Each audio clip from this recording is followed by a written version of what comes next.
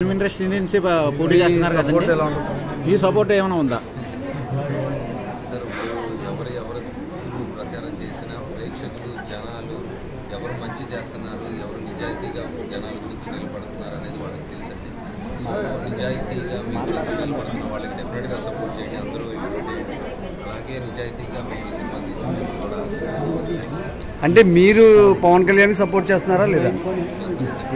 Vasavi online services మా వద్ద passport visa services కలవు. వీసాలో 99% అప్రూవల్ సక్సెస్ రేట్ ఉంది. Please contact 8019482544.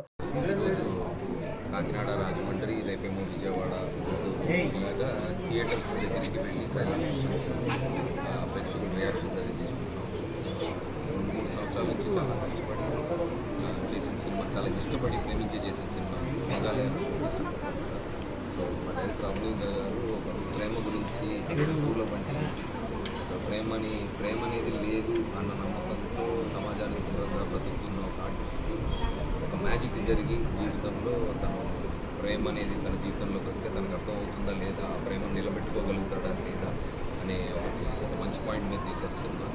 సో చాలా బ్యూటిఫుల్గా వచ్చింది. నిన్న నుంచి ట్రైలర్ రెస్పాన్స్ కూడా చాలా బాగుంది. అయితే మొదటిసారి మామూలుగా సినిమా రిలీజ్ అయిన తర్వాత ప్రేక్షకుల మధ్యలోకి వెళ్ళడం అనేది జరుగుతుంది.